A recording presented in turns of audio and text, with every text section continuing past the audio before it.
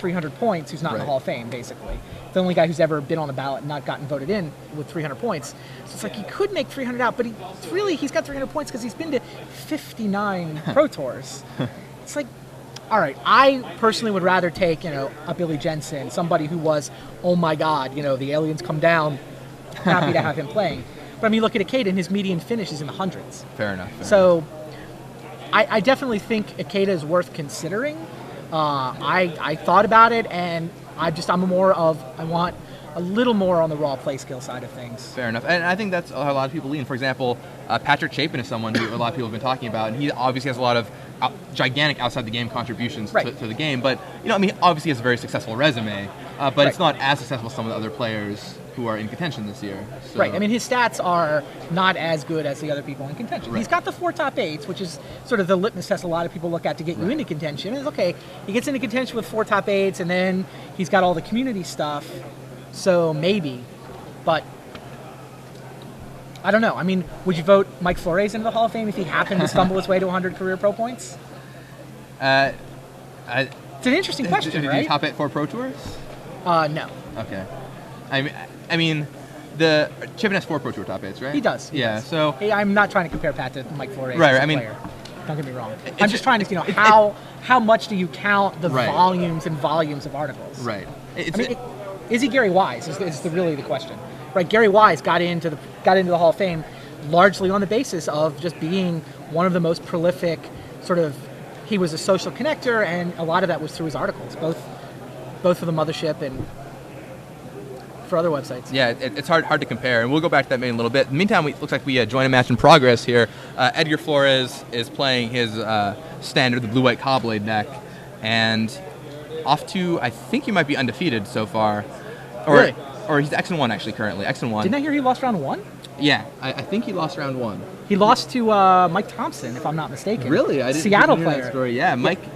Mike's a good guy. Like Mike Thompson, he's got 100 pro points. I mean, he's a sort of a pro tour. Almost, he was a regular for a couple of years. He's one of the best Seattle-based players historically, but basically hasn't been playing a lot of Magic lately. Brewed up a homebrew, so he's literally reading the cards. Oh, I think it was a draw, is what I heard. They drew the first round. I believe that would make sense if Edgar's XO won. So on your left is Edgar playing his Cowblade deck. On your right, Sam Turner Lynch playing a Splinter Twin Deceiver Exarch combo. Nothing too out of the ordinary there. Some Shrine of Piercing Visions, main deck Slag Storm, but. On Sam's board, he has a Shrine at 1 counter and a bunch of lands. Edgar has a Ratchet Bomb and a couple lands. Yeah, so we had Edgar in a feature match earlier against Conley Woods, who was X-Win at the time. So so either he was paired down or he had a loss. I think he got a draw in the first round. I'm pretty sure that's... I mean, the way I heard the story, it was a slow match. Mike was playtesting, right? He literally never played the format before, so he's reading every card. Probably didn't make Edgar very happy. It's not like he's playing crazy, unusual tech. Right. He's playing the same deck that's almost dominated the format for the last couple of months. But Mike hasn't been playing. Yeah, I talked to Mike before the event, and he's like, "This is a test of not knowing what decks are good in the format, and seeing if I can still build a deck that's good." He was still in contention last I heard. I think. Really? That's impressive. I've been sitting here since the start of round 6, but he was 3-1-1, I believe. Yeah, and he's playing like some green, blue, black deck with 5 Garrux and Consecrated Sphinx. It looked really exciting. Meantime, it looks like Sam has established a Deceiver Exarch alongside Shrine of Piercing Vision. Edgar has a Ratchet Bomb, and I believe that's a Spellskite. Little hard to tell. Edgar's cards are pretty much all foil, so camera gives him a little bit of glare, and Sam preordains further, and then Taxian probes Edgar. We'll see what he's got in his grip. Into the Royal, Deprive, Spell Pierce. Into the Royal, Deprive, Spell Pierce, and Inkmoth Nexus. Wow. And these guys are in game 2, so they are sideboarded. That's why Edgar has Ratchet Bomb in play. Yeah, I'd love to. And Edgar took the first game. Yeah, Edgar took the first game. I'd love to see a deck like Mike's do well. Mike is, it's one of the almost subtle members of the Pro Tour for a couple of years. He played a lot and showed up at all the Pro Tours, did well. Top 32, top 64, a lot of them. Yeah. And just kept on the train. Currently not on the Pro Tour train now, but he's got a lot of raw skill. He's usually the guy I would battle at the local Type 1 scene. Yeah, indeed. The sort of 10-card proxy vintage tournaments were all the rage like 3, 4, 5 years ago. Right, yeah. I remember when Mitchell was a really big thing, and then it just kind of tapered off. Now Legacy is kind of almost taking its place as the Eternal format to play. And it's partially due to the Star City game opens. I mean, we'll see Legacy played tomorrow, and probably have at least 200, 300 players battling it out. Edgar Flores goes for a Into the Royal on Sam's Deceiver Exarch. How do you feel about a card like Shrine of Piercing Visions in a deck like this? You just lay it on turn 2, gain some counters, and then on a crucial turn, you just spend it and find the card I like it. I mean, it's essentially, it's a tutor, but you get to sneak it into play early on, right? I mean, a lot of times the problem with the tutors is that you're trying to resolve them later in the game, or they'd make your mana unwieldy on that crucial turn, but now you get to sit here, wait, draw the one piece, and then cash in your tutor that's been sitting there, so it seems like a good card in this deck. Yeah, it's pretty interesting. We hadn't seen a lot of those before, but since after Jace the Mind Sculptor got banned, people were looking for alternatives. Right. And that worked out pretty well. So a Spellskite in play by Edgar Flores will do a number on a combo attempt by Sam Turner Lynch. Indeed. And also Sam stranded on only 4 lands. Now, when to crack the Shrine becomes the interesting question. Right, exactly. And, you know, when do you get desperate enough, you look for a land. When you get desperate enough, you look for a bounce spell. Right, right. So Sam goes for a Deceiver Exarch and taps the Spellskite. And then can't quite tell what Edgar just played. I think that's looking down his list. It's a giant flash of white light. Oh, I think the animated Celestial Colonnade. That's what it looks like to me. Yeah, there we go. Colonnade comes back. Yeah, so he's just relying on Spellskite. Essentially tapping mana. Not worried about it. Yeah, I mean, just figures. I mean, with Sam only having, 3 lands, 4 lands, it makes it pretty difficult when you're in a mana-tight situation as a combo deck. Plus, I believe we know Edgar has Spell Pierce in his hand, so that Celestial Colonnade works double duty against the mana-strapped opponent. Edgar's a man who certainly knows his Cobblade decks. He's been playing the deck pretty much non-stop, and for this tournament, he just tweaked a couple cards, and that's the thing. When you get to know a deck so well, you can just change things slightly, and it works in your favor. Time to cash in the Shrine. Yep. For, I think, was that 12? It was something absurd. Pretty much just like you said, a demonic tutor. Pretty sure I just saw Mike Thompson gleefully turn in another result slip. Oh, man. Still doing it. The Shrine was for 12. Yeah, I would love to see Mike. It just shows you 5-1-1. Shows you how much raw talent he has. I remember for one Nationals, or for Pro Tour Honolulu, I gave Mike my black-white deck, and then he didn't test at all. And for Nationals 6 months later, he just played the same deck, tweaked 2 cards, and was undefeated in the standard portion. Yeah. Just a lot of raw talent, a lot of good ability to read your opponents will go a long way in Magic. Shows you how much skill is actually put into the games. Right. So I think that's a Manic Vandal down for Sam. Yeah, that's what it looks like. How to deal with Spellskite. Good little answer. Gives you a 2/2 body. Cute.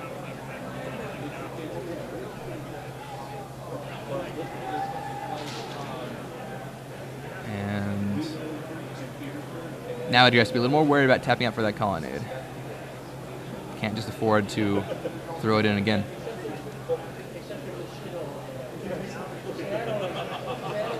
Alright.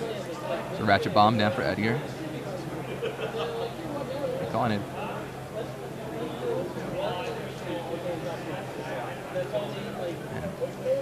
Manic Vandal serves in. That should drop Edgar to 11. If you're Sam Turner Lynch right here, what do you think your plan is? Do you think you want to wait as long as possible, or if you have the combo, do you think you just want to try and assemble it? Now you know Edgar has access to a pair of Into the Royals in his hand.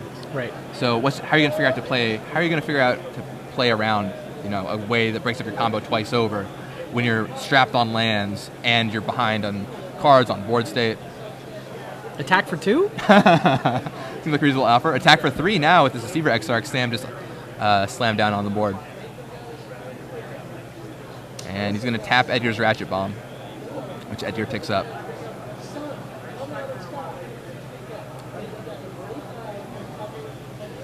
I mean, he's the beatdown right now. Yep. And from this board, it's a 4-turn clock. We had Noah Weiland earlier, and he was just talking about how so many combo players miss their chances to just kill them with the random 2/2 creatures they have, the 1/4 creatures they have. And, right. This is a situation where you could just try and go for the Manic Vandal Deceiver Exarch kill. Okay, Sam opts to not attack. Oh, is there Colonnade? There's a Colonnade back, yeah. And into the Royal on... The Ratchet Bomb? Ratchet Bomb. Edgar goes for Deprive. Interesting. Is that 3 counters on the Ratchet Bomb? 2 counters on it currently. It'll be up to 3 by then. All right, so Sam just goes for it. He goes Splinter Twin on Exarch, and I think he knows Edgar has the Into the Royal. Into the Royal. This is going to be a no kicker into the Royal? Oh, Mana Leaks. Oh, interesting. Which he can pay for. Yeah, All right. you pay. Sam's just going to pay 3 for the Mana Leak. And it doesn't help you to not pay. I mean, obviously Edgar just wanted him to tap his mana, but now. All right. There's the Into the Royal. Royal, fizzling the Splinter Twin. And then Ratchet Bomb goes up to 3. Now, Sam did a pretty good job there, I think, of depleting Edgar's resources a little bit. He got rid of the Deprive in his hand. He got rid of the Into the Royal in his hand. The problem, of course, Mana Leak. Or the Mana Leak in his hand, too. Both. Yeah, Mana Leak, Deprive, and Into the Royal. But now, of course, Sam is set back a little bit as well. And there's a Sword of Feast and Famine. Going to put on Inkmoth Nexus. That's a quick clock. Wow.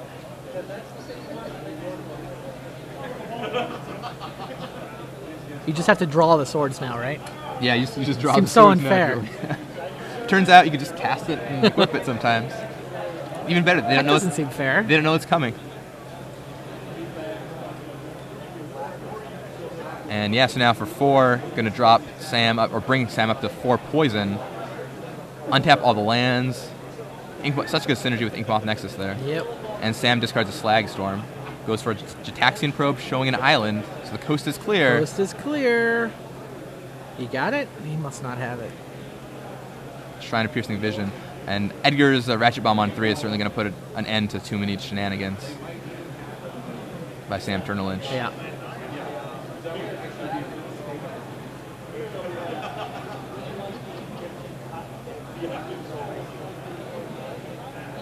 Yeah, coast's not exactly clear with the Ratchet Bomb sitting there. Yeah.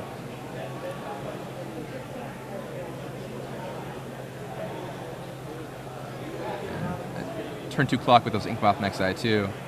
Certainly an issue. Although, looks like Edgar's tapping 5 to activate his Colonnade this time around. Interesting. Alright. So he's going to activate his other Nexus. Okay, it looks like he's activating Colonnade and both Nexi, to which Sam is going to probably tap down the Colonnade? Makes sense. I mean, 2 Nexi makes poison lethal with the sword next turn. Right. Maybe he's ready to tap down one of the Nexi then. Yeah, that's what he goes for.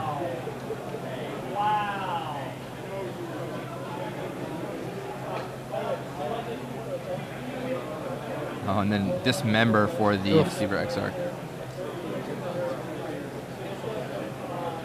Oh, Dispel was the last card in Sam's hands. Takes care of that Dismember.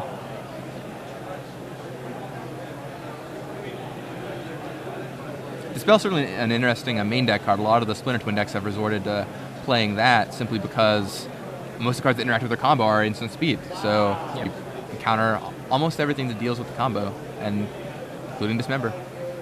It's going to go ahead and blow the Ratchet Bomb. Kills the Sword of Feast and Famine on Edgar's side. And another Shrine down for Sam Turner Lynch. But Edgar is... Does he get any cards left in his hand? I don't think Sam has any cards left in his hand, no. I think he just has the 2 Shrines. And Sam is pretty close Or to a couple falling here. poison. I think he's at 7 poison now. Looks like 7 poison and... Looks like he's going to kill him on both axes at the same time. Always the dream. Unless Sam, I guess, finds the perfect combination of cards under those 2 Shrines.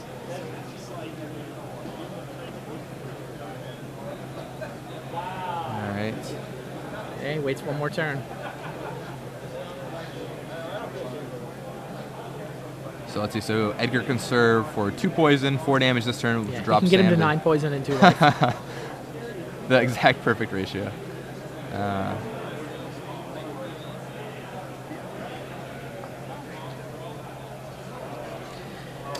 right. Seems like it's better to pick an axis and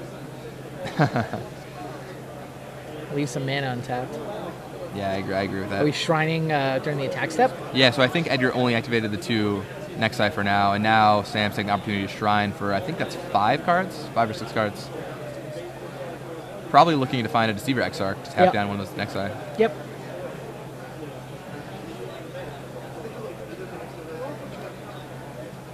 Well, let's see what he found.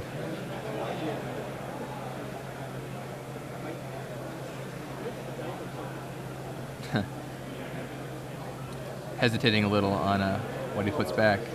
So it looks like he found a Ponder, a Mana Leak, a Splinter Twin, and some lands. So he switched the Ponder to the Splinter Twin. So he took Splinter Twin into his hand. Yeah, that seems right. And then drops down to 1. Yeah, I mean, his whole game here is combo part. Oh, I mean, hope he's depleted all the defenses, right? And there's Spirit in. Well, the issue, of course, is if he's at 9 poison, like Splinter Twin and Pyromancers, Splinter Twin and Deceiver Exarch can't go off the turn because it has to tap clearly. So if he waits the turn to pass back, then the next guy will get in. So I understand why I want to take the Ponder there, but he has to find the Exarch. The question is if he'll find it in time. And that other shrine goes up to 4 counters. And we'll see what he does.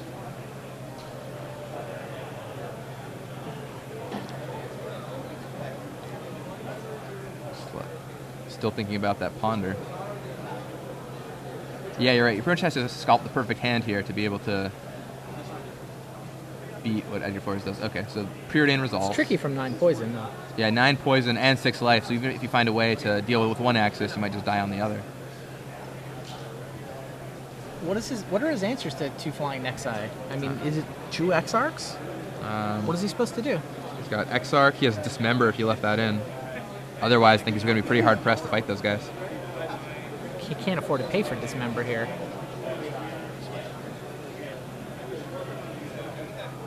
All right. Edgar activates one Nexus, activates the other. Sam. Time to go looking. See what we find with our Piercing Vision Shrine. All right, and that's it. There you go. And Edgar Flores takes the match. A shocking result. Edgar Flores in contention deep in a Star City Games. Right. Open. With his Cobblade deck. Pretty much nothing has changed. The more things change, the more things stay the same, I suppose. Tell you something about how ridiculous that deck was previously. I know. The fact you can ban like these 2 cards and the deck is still on the top of the format is just insane. On top's not clear, right? Yeah. Good player with a deck that he knows inside and out. Doesn't necessarily, I mean, certainly there's not a ton of it running around, right? Yeah.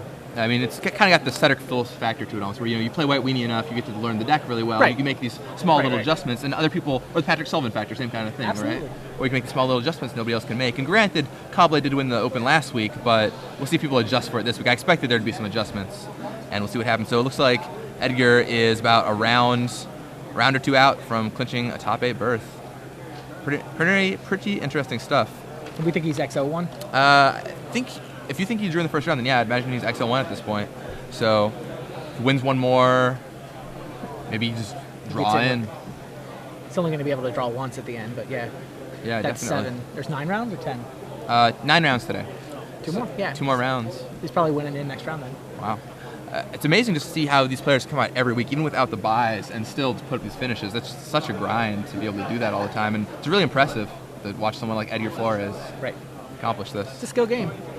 It is certainly a lot of skill, and also just a lot of knowing your deck well too. Like, I mean, that's part of the skill. I think a lot of people undervalue, like, the actual skill of building your deck and putting it together. But a lot of times the battle can be decided before you even go to the battlefield, right? So, I think it's incredible what he's done with the Cobblade archetype. Absolutely. And I was trying to learn around about 8 minutes. Do you want to take a quick break?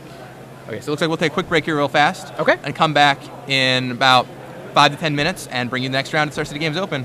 Thanks for watching, everybody. Be back shortly. See ya.